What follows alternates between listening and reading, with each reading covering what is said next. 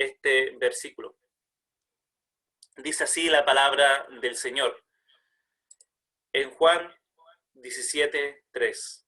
Y esta es la vida eterna, que te conozcan a ti, al único Dios verdadero, y a Jesucristo a quien has enviado. Hermanos, si hay una joya preciosa dentro de esta oración que Jesús hace a su Padre, lo hallamos en este versículo. Esta se marca en una oración más larga, ya tiene cerca de 26 versículos, pero esta es una oración sacerdotal, una oración de intercesión, una oración de consagración de nuestro Señor antes de llegar a la cruz de Cristo, antes de tomar nuestros pecados en la cruz de Cristo. Y esta oración la podemos dividir en tres grandes secciones. Primero, en los primeros 5 versículos, cuando Jesús ora por sí mismo, luego desde el versículo 6 al versículo 19, donde Jesús ora por sus discípulos ahí presentes, y luego desde el versículo 20 al 26, donde Jesús ora por los que habían de creer, es decir, la iglesia en general. Y este versículo 3, se enmarca en la primera sección. Y también es importante notar que en los primeros 3 versículos de esta oración, cuando hacemos un análisis gramatical de estos versículos, Jesús habla en segunda persona singular. Y luego desde el versículo 4, Él empieza a hablar en primera persona singular. Él habla en los primeros 3 versículos de sí mismo como hijo y pide al Padre que glorifique al Hijo para que el Hijo glorifique al Padre, y manifiesta que el Padre le ha dado al Hijo la potestad, la autoridad. ¿Para qué? Para dar vida eterna a todos los que son dados por el Padre al Hijo. Y finalmente llegamos a este versículo, que es el versículo 3. Y Jesús, en este versículo, se llama a sí mismo Jesucristo. Él se revela a sí mismo como el Mesías, el Cristo, el enviado del Padre. La traducción de la Biblia que acabamos de leer comúnmente es la versión Reina Valera 1960. Sin embargo, al considerar más versiones y traducciones de la Biblia, tendremos más claridad sobre el significado del texto. Por ejemplo, si nosotros buscamos la nueva traducción viviente, NTV, esta versión dice, y la vida y la manera de tener vida eterna es conocerte a ti, el único Dios verdadero, y a Jesucristo a quien tú has enviado. Así dice la NTV. Pero hay otra versión que también nos da más claridad sobre este texto, que es la DHH, que es Dios habla hoy. Y Dios habla hoy, en este versículo dice, la vida eterna consiste en que te conozcan a ti, el único Dios verdadero, y a Jesucristo, a quien tú enviaste. Y es justamente este texto y esta traducción lo que quiere expresar el texto. No solamente aquí tenemos una definición de lo que es la vida eterna, sino que el texto nos dice en qué consiste la vida eterna. Y el objetivo del día de hoy es que usted pueda hacer un certamen, un examen, un test, un parcial a su propia vida. Y quizás algunos, cuando ya están escuchando estas palabras, ya están saliendo corriendo porque vamos a hacer una prueba el día de hoy. Y quiero que se autoevalúen y no se pueden escapar, porque nadie se puede escapar de este examen. Este es un examen que tiene solamente una pregunta, y es la pregunta más importante que tú puedas plantearte ahora aquí en la tierra. Y la pregunta es, ¿tengo vida eterna? Porque nuestro destino eterno dependerá de nuestra respuesta. Y la verdad es que tú puedes decir, puedes pensar que puedes tener y puedes vivir en una familia cristiana, puedes haber tenido enseñanzas cristianas, puedes haber estudiado en un colegio cristiano, pero yo no te estoy preguntando eso. Tampoco te estoy preguntando si tú has experimentado el amor de Dios en tu vida. Yo te estoy preguntando algo, una pregunta más suprema que todas las otras preguntas. Es la pregunta trascendental en tu vida. ¿Tengo ahora vida eterna? Y para guiar tu respuesta, haré una descripción de aquel creyente que sí tiene vida eterna, para que tú hagas una radiografía de tu vida. Y esta descripción la vamos a hacer a través de la Escritura. Cuando nosotros somos pequeños, siempre se nos preguntan, ¿qué te gustaría hacer cuando seas grande? Algunos dicen, yo quiero ser bombero, yo quiero ser policía, y otros médicos, ingenieros, no sé, muchas respuestas recibimos de los pequeños. Pero ya cuando estamos saliendo de preparatoria, de secundaria, de nuestra formación, ¿no es cierto? Cuando ya antes de entrar a la universidad, ahí nos preguntan, ¿y ahora qué vas a estudiar? Y luego de que salimos de nuestra formación académica, se nos hacen otra pregunta, ¿dónde vas a trabajar? Y así comúnmente se nos hacen preguntas que nos competen a asuntos de nuestra vida natural. Y continuamente las personas, nuestros padres nos preguntan, los padres le preguntan a los hijos, ¿qué vas a estudiar? ¿Dónde vas a trabajar? O nuestros colegas de colegio nos empiezan a preguntar. Pero ahora quiero que tú medites como familia, si alguna vez le has preguntado a tus hijos si ellos tienen vida eterna. E incluso parece ser hasta un concepto lejano, abstracto o ilusorio hablar de vida eterna. Porque parece como si fuera de, no, cuando yo muera, o del más allá.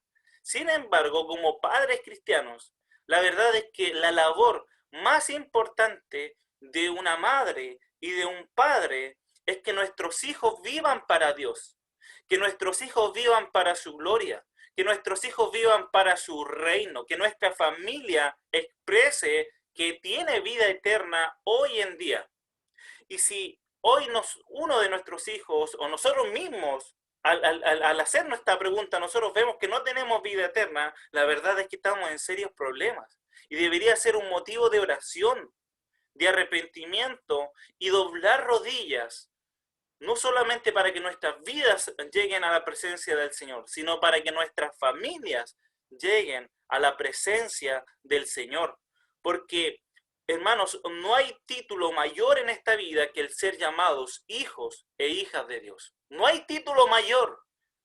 Uno no, por ejemplo, tú puedes jactarte de ser ingeniero, de ser consultor, de ser administrador, etcétera, etcétera. Pero eso no te sirve de nada cuando tú llegues a la presencia de Dios. Lo más importante en tu vida es si hoy tú tienes vida eterna. Todo lo demás vendrá por añadidura. Lo principal en este día, y que quiero que medites, es dónde pasarás tu eternidad. ¿Dónde pasarás tu eternidad? Y lo primero que debemos ver que en el texto es que Jesús nos dice que la vida eterna consiste en algo. ¿Y en qué consiste la vida eterna? En conocer a Dios. Y lo que inmediatamente se nos viene a la mente cuando hablamos de conocimiento de Dios es una palabra griega que se nos enseña mucho, que es gnosis. Y gnosis es conocimiento, pero que tiene que ver con saber información de Dios. Sin embargo, cuando usted estudia este versículo en el griego, aquí no se utiliza esa palabra. Aquí el verbo para la palabra conocer viene del griego ginosko, que tiene que ver con un conocimiento experimental, con una relación, un conocimiento relacional. Entonces, le recomiendo en su libreta de apuntes, si tiene un lápiz, que pueda escribir al lado de la frase para que te conozcan, escriba que conocer tiene que ver con relación con Dios. Pero no es cualquier relación, es una relación íntima con Dios, es una relación cercana, amorosa y estrecha con Dios. Y la primera vez que vemos esta palabra en la Biblia, en este sentido que lo vemos en Juan capítulo 17, verso 3, es en Génesis capítulo 4, verso 1, cuando se dice que Adán conoció a su mujer y concibió a Caín. Y esto implicaba un grado de intimidad.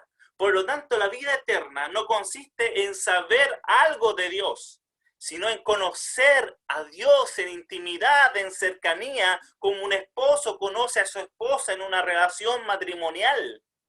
El creyente es unido a Dios en intimidad para tener una relación continua con Él y pueda disfrutar de su presencia continuamente de Él en cualquier circunstancia, en cualquier situación, en altos y en bajos, en tristezas, en alegrías, en enfermedades. El creyente unido a Dios puede experimentar el verdadero amor de Dios, el verdadero gozo con Dios.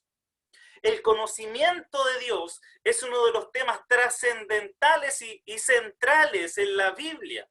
Por eso el profeta Jeremías dice en su libro, en el capítulo 9, versos 23 y 24, y él habla en nombre de Jehová, y Jehová dice: no se alabe el sabio en su sabiduría, ni en su valentía se alabe el valiente, ni el rico se alabe en sus riquezas, mas alábese en esto el que se hubiere de alabar, en entenderme y conocerme que yo soy Jehová y que hago misericordia, justicia y juicio en la tierra, porque estas cosas quiero.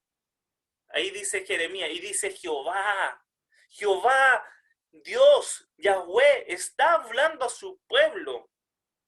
Y es más, cuando usted va a ese capítulo y esos versículos, arriba hay un subtítulo y que dice: el conocimiento de Dios es la gloria del hombre. Y esta frase fue dicha por Juan Calvino ya en el siglo XVI. El apóstol Pablo en el Nuevo Testamento cita este pasaje, estos dos versículos, y lo vemos que le escribe a los Corintios en 1 Corintios capítulo 1, verso 31, y en 2 Corintios capítulo 10, verso 17, y él le escribe que el que se gloríe, gloríese en el Señor, indicando que si alguno quiere enorgullecerse, que se enorgullezca del Señor. Y el profeta Oseas le escribió a los hijos de Israel en el capítulo 6, verso 6, porque misericordia quiero y no sacrificio, conocimiento de Dios más que holocaustos, indicando que el conocimiento espiritual de Dios no consiste en hacer algo de manera religiosa, sino en tener relación con alguien, es decir, tener relación con Dios, intimidad con Dios, un amorío con Dios. Pero antes, en el capítulo 4, verso 6, este mismo profeta les advierte y les dice el Señor: mi pueblo fue destruido porque le faltó conocimiento. Por cuanto desechaste el conocimiento, yo te echaré del sacerdocio, dice el Señor, porque olvidaste la ley de tu Dios. También me olvidaré de tus hijos. Y mire la advertencia que le da el Señor. El Señor desea que le conozcan y que no desechen el conocimiento que Él ha dado por medio de su palabra. Y ahora en el Nuevo Testamento, el apóstol Pedro en sus cartas, en su segunda carta, capítulo 1, verso 2, parte saludando así a la iglesia: gracia y paz sean multiplicadas en el conocimiento de Dios y de Jesucristo nuestro Señor. Y termina su carta en el capítulo 3, verso 18, diciendo lo siguiente: antes bien, creced en la gracia y el conocimiento de nuestro Señor y Salvador Jesucristo. Y dice una doxología: a Él sea la gloria ahora y hasta el día de la eternidad. De Él es la gloria ahora, hasta el día de la eternidad. Amén. Entonces, ven la centralidad y la relevancia que los profetas, los apóstoles, le dan al conocimiento de Dios. Y aquí estamos en la escena donde Jesús revela el corazón del Padre. Jesús está orando con el Padre y Jesús está revelando estos misterios divinos a estos pequeños, a estos discípulos que siguieron con él, y nos revela el centro mismo de la vida cristiana. Si tú quieres conocer ¿En qué consiste la vida cristiana? Tienes que fijar tus ojos en este versículo, en esta joya espiritual, en este versículo. Jesús nos dice que la manera de tener vida eterna es conocer a ti, al único Dios verdadero, y a Jesucristo, a quien tú enviaste, es decir, conocer al Padre y al Hijo. J.C. Ryle, en su libro Comentarios al Evangelio de Juan, él dice que el conocimiento al que se refiere aquí este versículo es un conocimiento que no solamente se encuentra en la cabeza. Y coloque atención a esto. Este conocimiento no se encuentra solamente en nuestra mente, sino también en nuestro corazón. Y este conocimiento que se encuentra tanto en la mente y en nuestro corazón, influye en nuestra vida.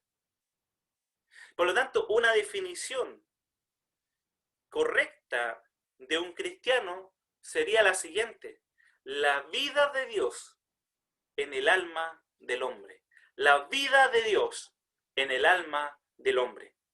Y ahora quiero que noten algo muy revelador, porque durante días estuve orando este pasaje y empecé a repetir en mi corazón: para que te conozcan, que te conozcan. Y pude ver en esta frase otra perla que tiene este mismo versículo. El texto bíblico no dice para que te conozca en un sentido singular, indicando una persona específica, sino más bien Jesús dice para que te conozcan en un sentido plural, indicando que hay un grupo de personas que Jesús ora que deben conocer a Dios. Por lo tanto, este versículo está ligado también a la misión que hoy tiene la iglesia.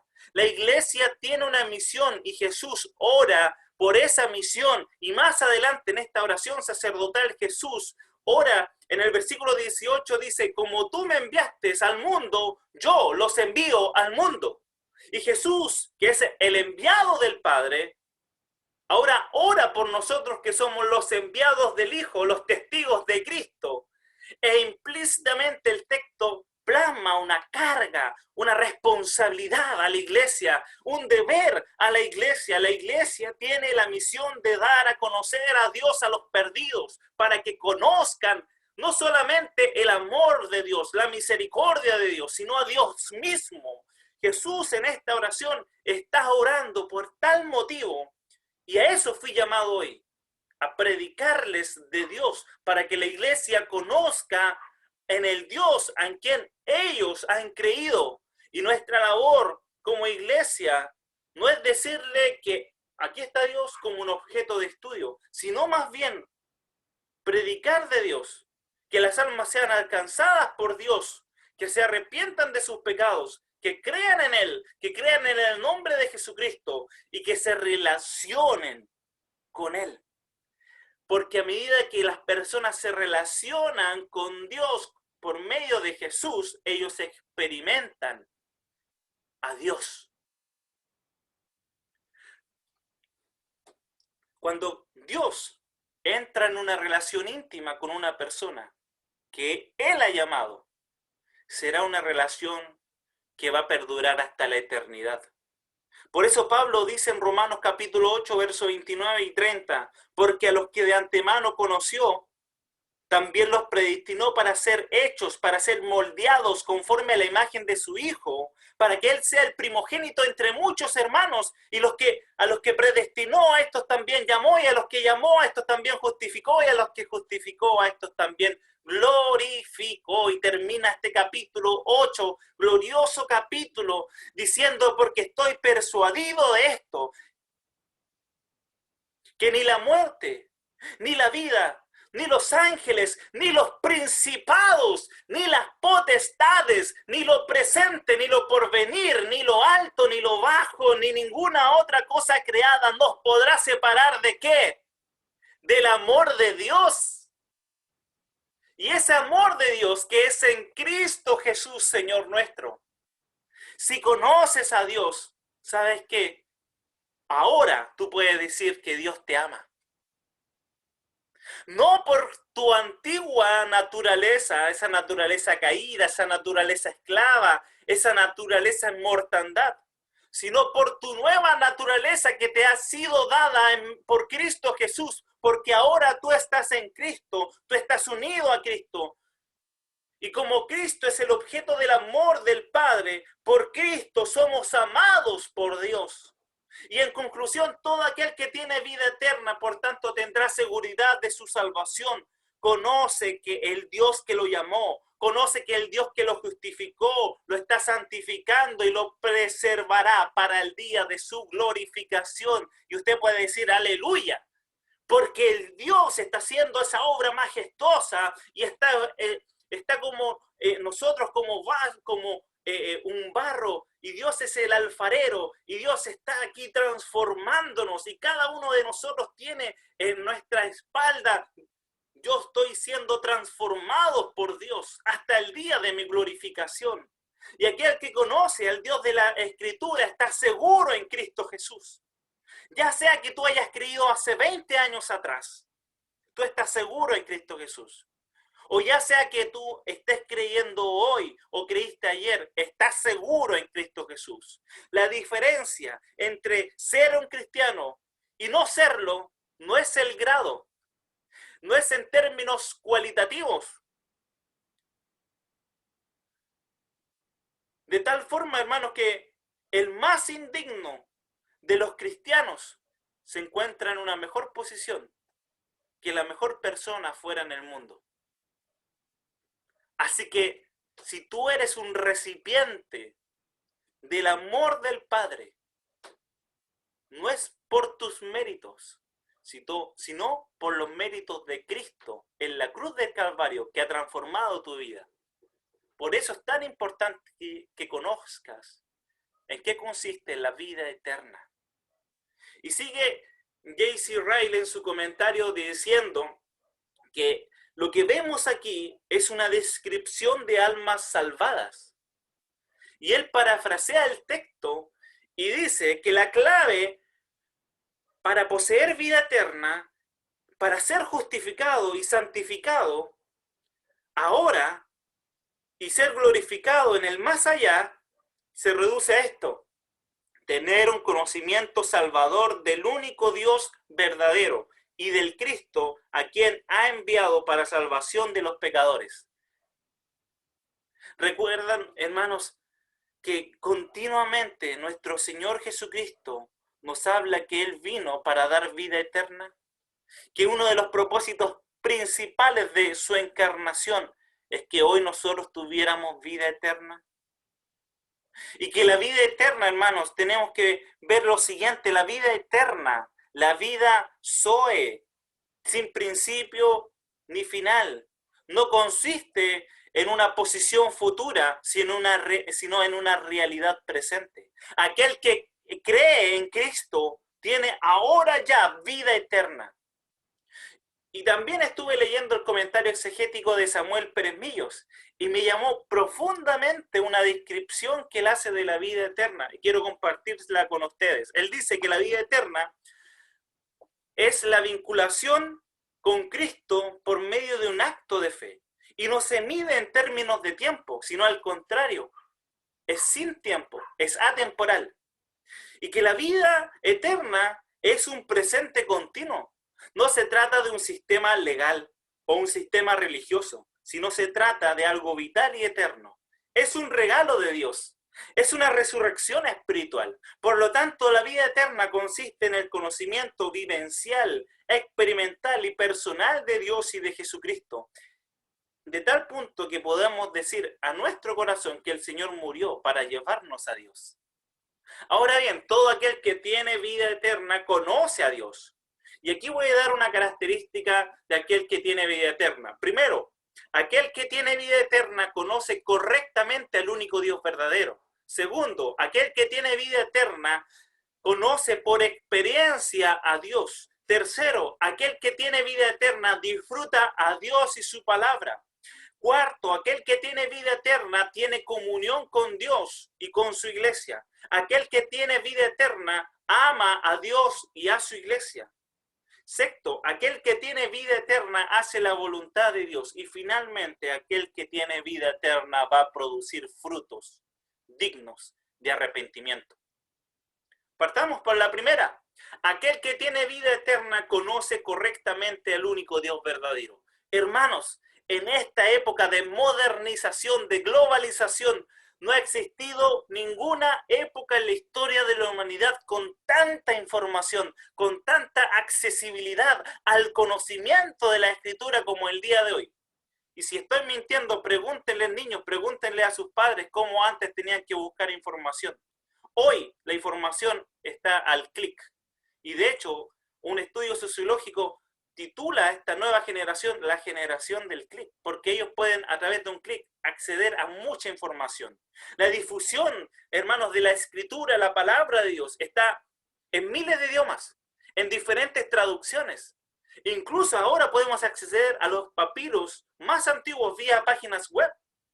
Ahora podemos tener difusión de la Biblia en internet, en sus celulares, en la radio, en la televisión, en Facebook, en Twitter, en Instagram, en todas las redes sociales. Hay material doctrinal en bibliotecas, en libros. Cientos de editoriales traduciendo libros cristianos que antes era imposible tener a nuestro alcance y ahora estamos accediendo a literatura que antes era privilegiada. Y hoy nosotros tenemos lo que podemos considerar un boom de conocimiento teológico. Sin embargo, en esta época, en esta misma época, hermanos, en donde se ha predicado la mayor cantidad de herejías, donde se ha producido la mayor cantidad de falsos conversos, donde miles de personas alardean de su conocimiento de la Escritura desde Génesis hasta Apocalipsis, vociferan conocer todos los misterios de las Escrituras, pero que lamentablemente no conocen al Dios de la Escritura. Y escuche con atención, iglesia, hay una gran diferencia entre saber información de la palabra que conocer al Dios de la palabra. Y la gran tarea de la Biblia es presentarnos al único Dios verdadero en contraposición a los dioses falsos. Lo primero que le enseñó Dios a los hijos de Israel fueron los 10 mandamientos, luego de haberlos sacado de la tierra de Egipto, de tierra de esclavitud, después de haber pasado por el Mar Rojo. Dios en el Sinaí le da los 10 mandamientos. ¿Y recuerdan cuál es el primer mandamiento? No tendrás dioses ajenos delante de mí. Y el segundo mandamiento, no te harás imagen ni ninguna semejanza de lo que esté arriba en el cielo, ni abajo en la tierra, ni las aguas debajo de la tierra. No te inclinarás a ellas, ni las honrarás, porque yo soy Jehová, tu Dios fuerte, celoso, que visita la maldad de los padres sobre los hijos hasta la tercera y cuarta generación de los que me aborrecen, y hago misericordia a millares, a los que me aman y guardan mis mandamientos. Y hago misericordia a millares, a los que me aman y guardan mis mandamientos. Y esto no solamente es, como usted puede decir, pero ese es el Antiguo Testamento, hermano. Esto no solamente se ve en el Antiguo Testamento, también lo vemos en el Nuevo Testamento. Y ahora, hermanos, en las cartas de Juan, es donde vemos claramente esto del conocimiento vinculatorio en comunión con Dios. El apóstol Juan, hermanos, empieza su carta, de las 3 cartas que él escribió, diciendo que lo único que importa es que tengamos con Dios el Padre, comunión con Dios el Padre y con su Hijo Jesucristo. Y luego, en medio de la carta, pasa a prevenirnos de ciertas herejías que estaban pasando en la iglesia primitiva con los gnósticos. Y luego sintetiza todo, hermanos, todo el libro en un solo versículo. Y así termina la primera carta de Juan, del apóstol Juan. ¿Sabe cómo termina? Así: hijitos, guardaos de los ídolos. Y esta advertencia es tan necesaria el día de hoy como lo fue en el primer siglo y como lo fue en los tiempos de Israel. Debemos tener la certidumbre absoluta de que el Dios a quien adoramos es el único Dios verdadero. El apóstol Pablo le recuerda a los tesalonicenses que cuando les predicó el evangelio, ellos habían convertido de los ídolos a Dios para servir al Dios vivo y verdadero. O cuando el apóstol Pablo pasó por Atenas, en Hechos capítulo 17, no sé si se acuerdan, allí nos habla que esta ciudad era demasiado religiosa a tal punto que ellos adoraban a muchos dioses, dioses con nombres de planetas como Júpiter, como Mercurio, como Marte. Y por cierto, estos dioses condicionaban su manera de comportarse, si iban a la guerra o no, si tenían que hacer algo o dejar de hacer algo. Ahí en medio de toda esta idolatría, Pablo le habla del Dios desconocido, le habla de Dios. Ahora usted podría decirme, pero hermano Álvaro, eso ya no existe, eso ya pasó, eso fue Grecia, eso fue Roma, eso era antes. Lamentablemente, no ha pasado, hermano. La idolatría continúa en el ser humano. Y muy bien decía Juan Calvino, el ser humano es una fábrica de ídolos en su corazón. No importa la época, no importa los nombres que puedan variar, los ídolos siguen siendo los mismos. El otro día, hermanos, mientras estaba en la casa de mis padres, mi sobrinito, que tiene 6 años, estaba viendo Los Picapiedras. No sé si se acuerdan de esa serie de dibujos animados de la época de los años 60. Pero me llamó mucho la atención algo. Pedro Picapiedra hizo algo porque estaba leyendo el horóscopo. O sea, él a través del horóscopo fue condicionado para hacer algo. Y le decía a su familia que él tenía que hacer eso porque en el horóscopo su signo le decía que tenía que hacer eso. Ahora algo más presente. No sé si han visto programas de televisión donde aparecen estos machis o estas personas que dicen ser brujos o personas que dicen leer las cartas, leer el horóscopo y que hacen predicciones para su vida. Ahora voy a hacerlo más realista para los jóvenes. No sé si se ha fijado en los Instagram, en los Facebook, en los Twitter, cómo se identifican los jóvenes. ¿Cuál es su identificación? ¿Quién soy yo? Y lo primero que describen, yo soy signo Tauro, yo soy signo Aries. Todo eso, hermanos, es basura y mentira de Satanás. Y la gente del mundo vive y toma sus decisiones por el horóscopo. Ellos dicen, es que Géminis tiene que tomarse un descanso. Es que Piscis tiene que dejar de hacer esto. Y todo gira, todo lo que las predicciones gira en torno al trabajo, al amor, a las relaciones, etc. ¿Cuánta basura, hermanos, ha entrado de esto en la iglesia? ¿Cuánta basura de esto ha entrado de esto en los jóvenes, en tu vida? Quizás hoy tú no tienes dioses de madera, no tienes dioses de metal, pero puedes tener dioses en tu mente que influyen en tu vida cotidiana. El dios dinero, el dios sexo, el dios lujuria, el dios pornografía, la ludopatía, el dios trabajo y todos los dioses que controlan tu vida y que van a traer consecuencias graves para tu vida, para tu matrimonio y para tus relaciones.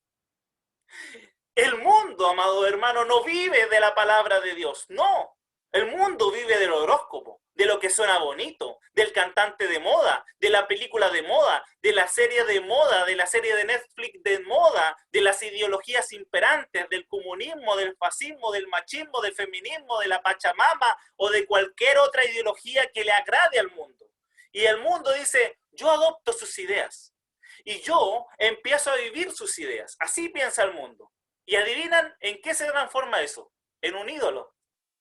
Entonces tú eres lo que consumes, tú haces lo que crees, tú compartes lo que adoras y te gusta. Pero te pregunto, ¿está Dios ahí? ¿Está Dios ahí en lo que compartes? ¿Está Dios ahí en lo que amas? ¿Está Jesucristo ahí en lo que mueve tu vida? ¿En tus decisiones está Jesucristo ahí? ¿Está en tus afectos religiosos, en tus sentimientos, en hacer algo Dios en lo que vas a hacer? Con todo esto podríamos dar una definición, por tanto, de idolatría y decir que la idolatría es todo aquello que le quita el trono de Dios a tu corazón. Por eso Jesús dice, y esta es la vida eterna, que te conozcan a ti, al único Dios verdadero, y a Jesucristo a quien has enviado. Porque Dios es un Dios vivo, no es un concepto o algo abstracto o algo filosófico dentro de una categoría que tú puedas estudiar. No, va más allá que eso. Dios es un Dios relacional.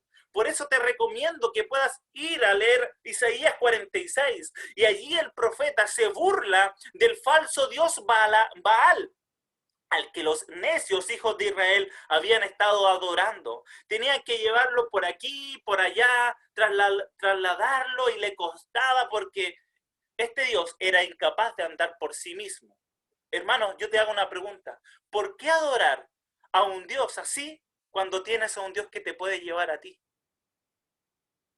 Segunda premisa, aquel que tiene vida eterna tiene un conocimiento experiencial de Dios. Una de las distinciones de los santos del Antiguo y del Nuevo Testamento es que ellos son llamados como aquellos que conocieron a Dios. Ellos tenían un conocimiento espiritual de Dios. Recordemos el conocimiento que Dios le dio a Moisés cuando Dios le puso en sí, lo trasladó y le dijo, ahí en la hendidura de la peña, quédate, para que Moisés pudiera divisarle a Dios al pasar por delante de él. ¿Y Dios qué reveló? Dios reveló la gloria a Moisés. Y cuando éste descendió del monte, su rostro, dice la palabra de Dios, que brillaba con esta misma gloria divina. Porque aquellos que experimentan la gloria de Dios son transformados de gloria en gloria. El apóstol Juan tuvo una experiencia similar en la isla de Patmos. El apóstol Pablo también sabía lo que era ser arrebatado hasta el tercer cielo y experimentar cosas inauditas e indescriptibles. Era un hombre común y corriente como cualquiera de nosotros. Sin embargo, él tuvo una experiencia con Dios. Y aquel que ha recibido el don de la vida eterna no solo sabe ciertas cosas acerca de Dios, es aquel que encima de esto conoce a Dios, experimenta a Dios. Para él o para ella, Dios no es un mero concepto intelectual. Dios es alguien real y tangible. Aquel que conoce a Dios sabe en qué consiste la presencia de Dios en su vida. John Flavel, uno de los grandes puritanos del siglo XVII, se cuenta que él, mientras viajaba en tren de retorno a su casa, en la ruta, Dios se le reveló. La gloria de Dios descendió a su vida. Él no tuvo una visión, ni nada que tiene que ver con los ojos físicos. Simplemente supo que en ese instante, mientras leía la palabra de Dios, en ese tren camino a su hogar, la gloria de Dios había descendido a su vida y se sintió tan abrumado. Él había sentido en su corazón que Dios estaba ahí. No sabía cuánto duró en tiempo. Él decía que perdió por completo la noción del mundo y todas sus preocupaciones. Lo único que estaba pasando es que él estaba disfrutando de la gloria de Dios, de la presencia de Dios. Quizás él estaba con personas a su lado, hermanos. Cuando va en un viaje hay personas, quizás ese tren estaba lleno, pero en ese momento él estaba experimentando la gloria de Dios. Jonathan Edwards, el precursor del avivamiento en Norteamérica en el siglo XVIII, tuvo una experiencia similar cuando él cabalgaba en su caballo. Y no se trató de una visión, sino de esta sensación, de esta conciencia de la realidad y cercanía de Dios, de su santidad, de su majestuosidad y de que Dios tiene el control de todas las cosas y donde el único deseo del Hijo de Dios es vivir para Él.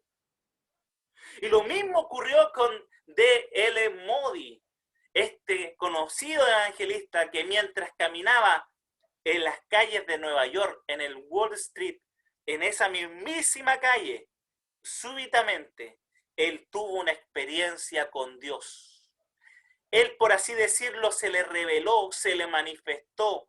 Hermanos, él estaba siendo utilizado por Dios en giras evangelísticas exitosas, con muchas personas que habían llegado a los pies de Cristo. Pero aquí, mientras caminaba, se produjo algo nuevo en su vida. La conciencia de la presencia inmediata de Dios, de la gloria de Dios.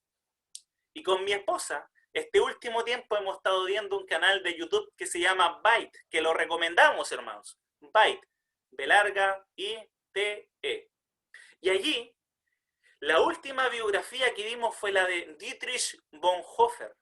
No sé si han escuchado de este pastor alemán que vivió en el tiempo de la Alemania nazi con Adolf Hitler.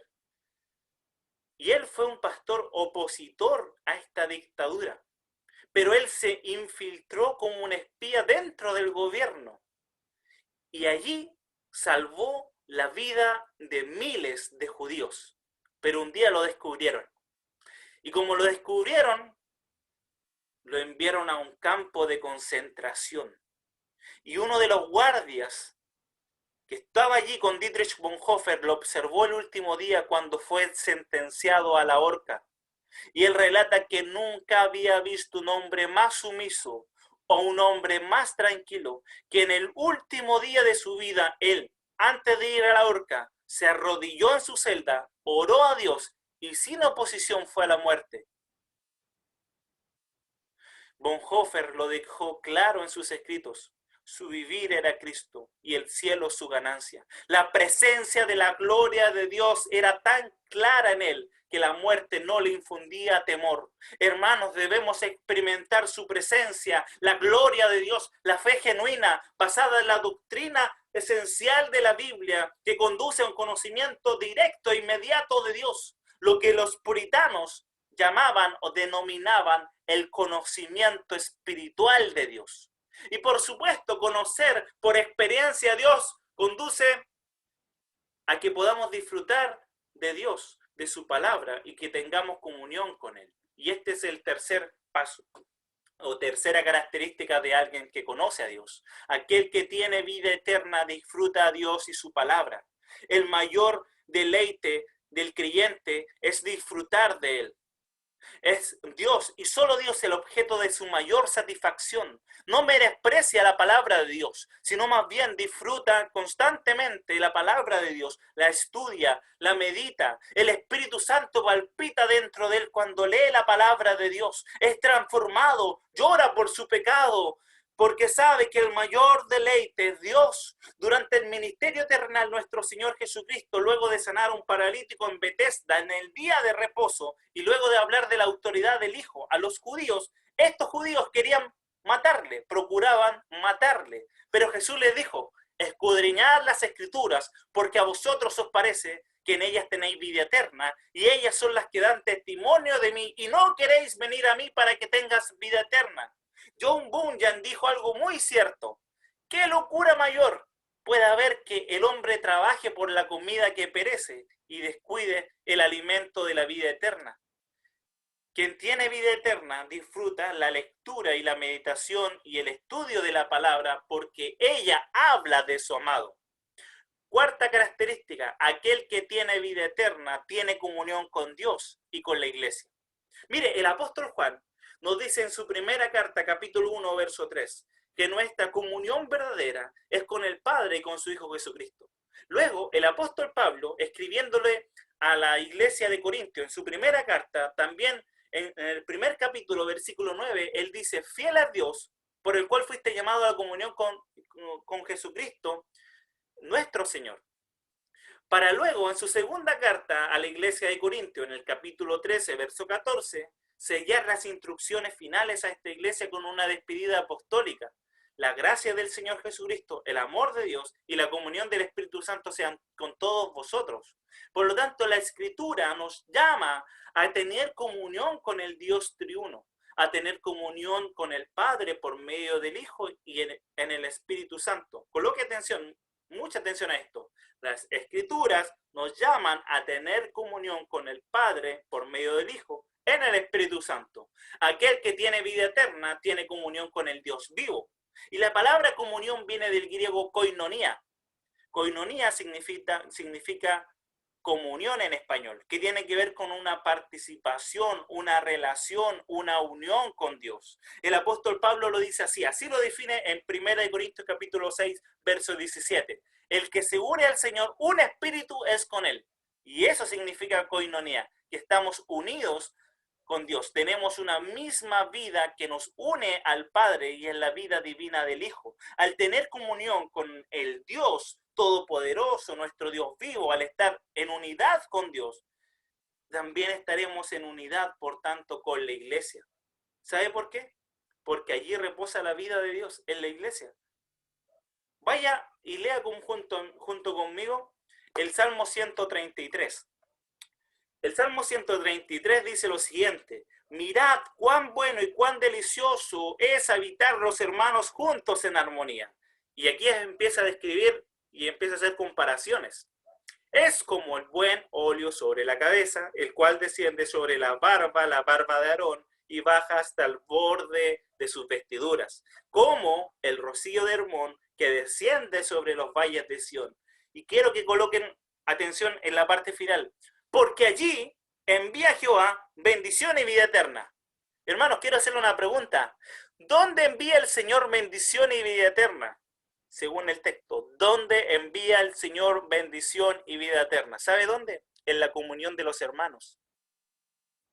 Y me gusta mucho una definición que hace el mismo Dietrich Bonhoeffer de la Iglesia en su libro La Iglesia en Comunidad.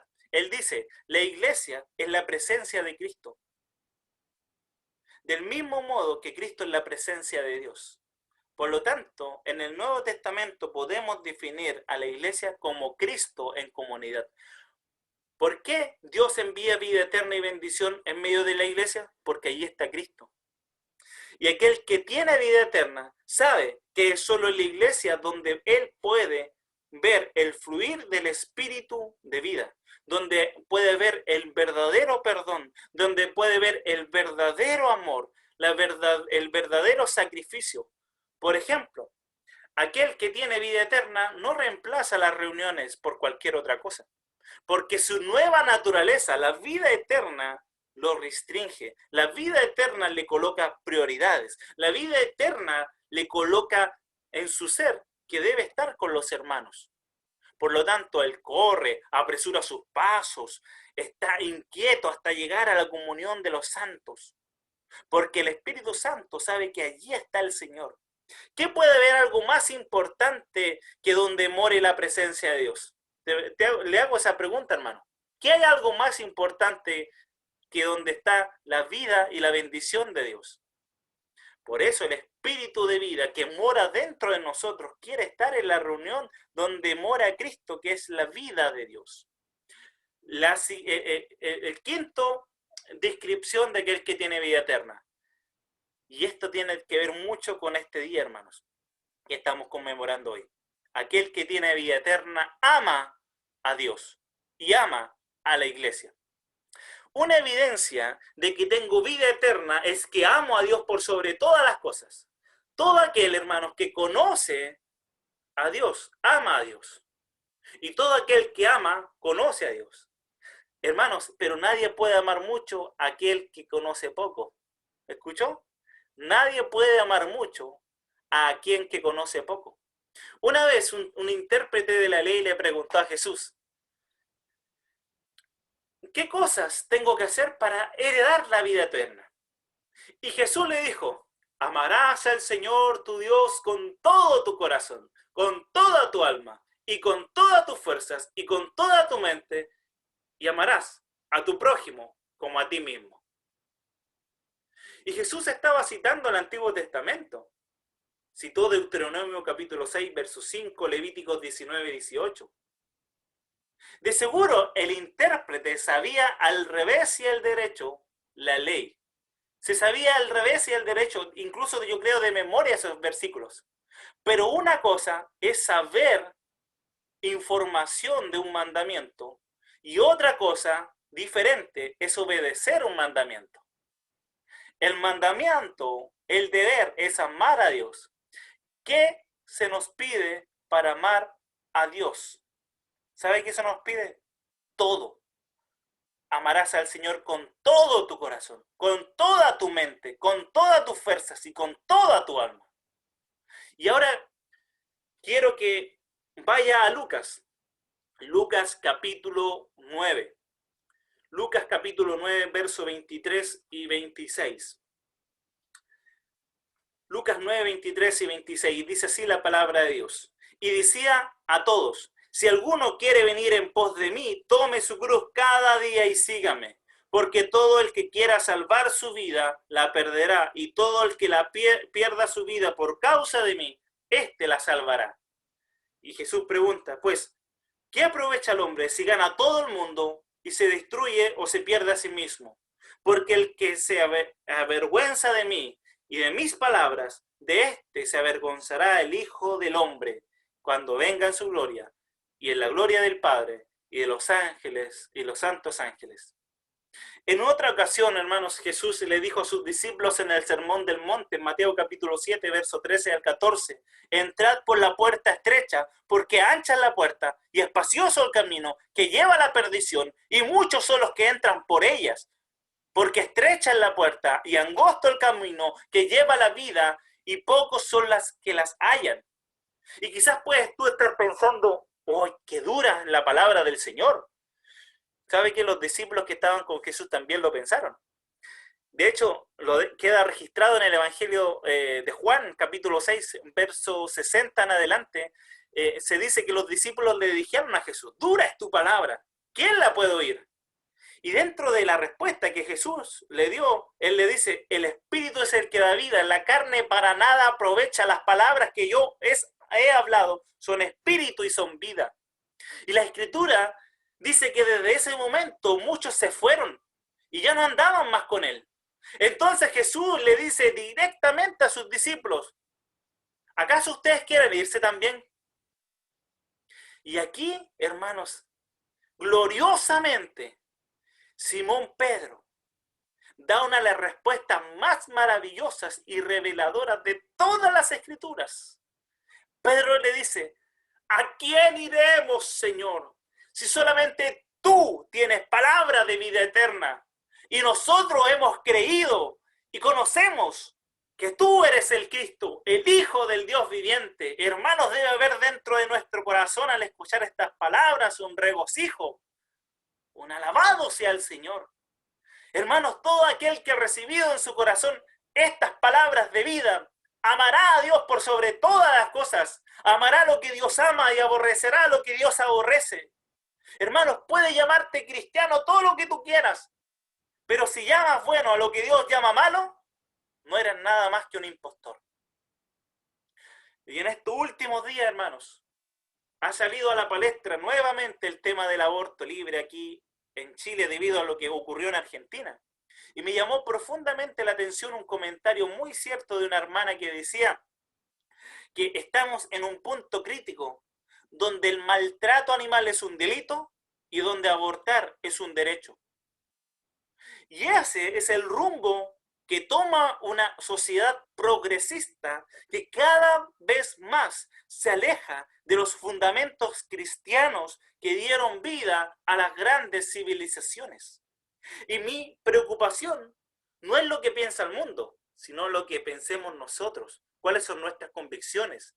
¿En qué están arraigados nuestros pensamientos? ¿En lo que dice el mundo o lo que dice la palabra de Dios? Porque aquel que dice que ama a Dios, amará lo que Dios diga en su palabra, sin importar lo que digan nuestros amigos, nuestras amigas, nuestros vecinos, nuestros familiares incrédulos. Ahora vamos a la segunda parte. No solamente tener vida eterna tendrá como consecuencia amar a Dios, también amaremos a su iglesia. Es imposible amar a Dios sin amar la iglesia. Es algo contradictorio. Los invito a leer el Evangelio de la primera carta de Juan, capítulo 3, verso 10 al 18. Primera carta de Juan, 10 al 18. Dice así, en esto se manifiestan los hijos de Dios y los hijos del diablo. Y aquí hay una diferenciación. Todo aquel que no hace justicia y que no ama a su hermano, no es de Dios. Bueno, y si no es de Dios, ¿de quién es? En esto se manifiestan los hijos de Dios y los hijos del diablo. Porque este es el mensaje que habéis oído desde el principio. Que nos amemos unos a otros. Hermanos, que nos amemos unos a otros. El Señor nos vuelve a recalcar este día. Ama a tu hermano. No como Caín, que era del maligno y que mató a su hermano. ¿Por qué causa lo mató? Porque sus obras eran malas y las de sus hermanos eran justas. Hermanos míos, no os extrañéis si el mundo os aborrece. Nosotros sabemos que hemos pasado de muerte a vida en que amamos a los hermanos. repito esto, nosotros sabemos que hemos pasado de muerte a vida en que amamos a los hermanos. El que no ama a su hermano permanece en muerte. ¡Qué fuerte, hermano! Todo aquel que aborrece a su hermano es homicida. ¡Wow! ¿Y cómo aborrezco a mi hermano? Y usted puede preguntarse, ¿estás hablando en contra de tu hermano? ¿Estás teniendo pensamientos maliciosos en contra de tu hermano? La palabra dice, todo aquel que aborrece a su hermano, ¿sabe qué es? Homicida. ¿Y sabéis que ningún homicida tiene vida eterna? ¡Wow! Y en esto hemos conocido el amor, en que Él puso su vida por nosotros. También nosotros debemos poner nuestras vidas por los hermanos. Pero el que tiene bienes de este mundo y ve a su hermano tener necesidad y cierra contra él su corazón. Y aquí el apóstol Juan hace una pregunta, ¿cómo mora el amor de Dios en él? Hijitos míos, no amemos de palabra ni de lengua, sino de hecho y en verdad. Hermanos, todo aquel que ha recibido la vida eterna ha recibido el amor de Dios. Y este amor, el amor ágape, que es el amor sacrificial, que no espera nada a cambio, es el amor con el cual usted puede amar a su hermano. ¿Usted ha recibido ese amor? ¿Sabe? Usted puede ser un buen administrador. Usted puede ser un buen médico. Usted puede ser un buen ingeniero. Un buen médico, pero sin amar a sus pacientes. Un buen ingeniero, pero sin amar la obra que hace. Puede ser un buen abogado, sin amar a sus clientes. Incluso yo podría ser como geólogo un buen geólogo sin amar la ciencia. Pero lo que tú no puedes ser es ser un buen cristiano sin amar a tu hermano. Otra característica, todo aquel que tiene vida eterna hace la voluntad de Dios. Por años hemos repetido mentiras como esta. Es que Jesús era Dios. Yo no puedo hacer la voluntad de Dios porque Él era Dios y podía vencer el pecado. Otros dicen, no, yo no puedo dejar este pecado regalón. Yo no puedo. Siempre hay una excusa, siempre hay un pero, siempre hay una justificación. Esa no es la actitud de un creyente, hermanos. La Escritura dice en 1 de Juan 2:6, todo aquel que dice que permanece en Él debe andar como Él anduvo. Y luego, en el capítulo 5, verso 3 de esta misma carta dice, pues el amor de Dios es este, que guardemos sus mandamientos, y sus mandamientos no son gravosos. Por lo tanto, aquel que tiene vida eterna hace la voluntad de Dios, obedece sus mandamientos con alegría. Y terminamos con esto, hermanos. La séptima característica, aquel que tiene vida eterna produce frutos. La vida de Dios, es decir, Cristo morando en el creyente, no es una vida estática, sino una vida dinámica, o es un fluir del Espíritu que produce cambios y produce una transformación, y que esta transformación es visible a los demás. El apóstol Pablo, en Gálatas capítulo 5, verso 22 al 23, describe el fruto del Espíritu Santo. Y alguien dijo una vez que estos dos versículos son la biografía de Cristo más corta que se haya escrito acerca de él. Yo concuerdo en esto. Esta es una descripción perfecta de la vida de Cristo. Estas son sus características que lo distinguían: amor, gozo, paz, paciencia, bondad, fe, mansedumbre, templanza. Todo aquel que haya recibido el don de la vida eterna empieza a manifestar esta clase de vida. El apóstol Pablo lo dice así en su carta a los romanos: el reino de Dios no es comida ni bebida, sino justicia, paz, gozo en el Espíritu Santo. Luego dice, los designios de la carne son enemistad contra Dios. Y el ocuparse de la carne es muerte, pero el ocuparse del Espíritu es vida y paz. Y ahora, al examinar nuestros corazones, deberíamos hacer las siguientes preguntas. ¿Puede Cristo cumplir en mí la finalidad de que Él se haya encarnado, haya tenido un vivir humano, haya tenido los padecimientos de la cruz y su resurrección? Él dice que ha hecho todo esto para darnos vida eterna. ¿Usted ha recibido vida eterna? Y una buena forma de comprobar es hacernos otra pregunta. ¿Se está manifestando en mí el fruto del Espíritu Santo? Hermanos, ¿en ti está cambiando tu vida? Porque Cristo es la vida eterna y el Espíritu produce su amor en nosotros. ¿Conoces esta vida de Dios en tu propia vida? ¿Tienes el gozo del Espíritu Santo? Ese gozo que no depende de las circunstancias. ¿Tienes el amor de Dios en tu vida? Ese amor que no depende de que yo tenga que recibir algo a cambio. ¿Sientes paz en tu corazón? Una paz que es inconmovible a pesar de los problemas cotidianos. ¿Eres paciente? Cristo fue paciente, a pesar de que sufría afrentas de los pecadores contra él. Hermanos, ¿somos amables? ¿Somos buenos con los demás? ¿Somos pacientes con aquellos que nos rodean? O tan pronto cuando nos dicen algo que no nos gusta, nos irritamos. Nos mostramos quizás comúnmente irritables, susceptibles, o manifestamos nuestro carácter mansedumbre, paciencia, humildad, dominio propio. Vivir la vida de Cristo conlleva a ser dominado y gobernado por su vida. Repito esto, vivir la vida de Cristo conlleva a ser dominado y gobernado por su vida. Y todo aquel que tiene vida produce una manifestación del carácter de esa vida en la cotidianidad. Es decir, en su relación de trabajo, en su relación matrimonial, en su relación de los padres con los hijos, o como padre o como hijo. Y finalmente, Jesús, al terminar el sermón del monte, hermanos, él habla del juicio eterno. Y él dice que él mismo arrojará a los falsos profesantes al infierno. ¿Y usted sabe qué les va a decir? Él les va a decir, nunca os conocí, hacedores de maldad. Esto no quiere decir que Cristo no sabía de que ellos existían, de que existían falsos creyentes, sino más bien de que Él nunca tuvo una relación íntima con ellos. Una vez el pastor Miguel Núñez dijo algo que marcó mi vida. Él dijo, hay una cosa peor que no ser cristiano,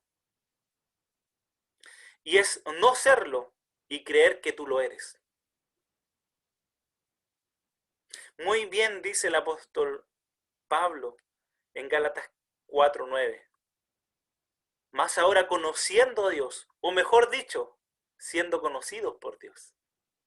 ¿Cómo volvéis de nuevo a los débiles y pobres rudimentos a los cuales queréis volver a esclavizar?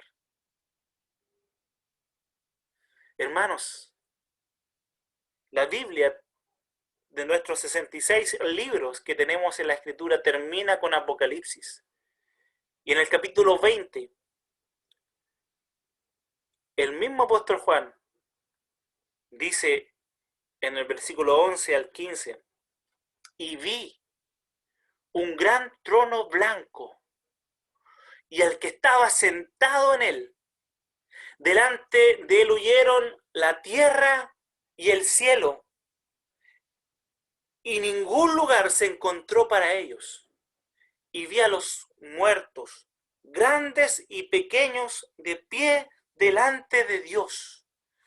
Y los libros fueron abiertos. Y otro libro fue abierto, el cual es el libro de la vida. Y fueron juzgados los muertos por las cosas que estaban escritos en los libros, según sus obras. Y el mar entregó los muertos que había en él. Y la muerte y el Hades entregaron los muertos que había en ellos. Y fueron juzgados cada uno según sus obras.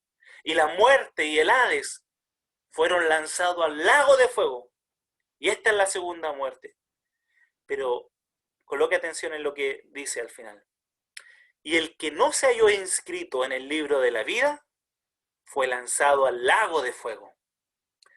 No importa la edad que tú tengas, 7, 8, 10, 15, 20, 40, 60, 50 años. No importa. Algún día tú estarás delante de Dios. Y si no estás inscrito en el libro de la vida hoy mismo, Satanás no te va a enviar al lado de fuego. Va a ser Dios mismo que va a cumplir eso.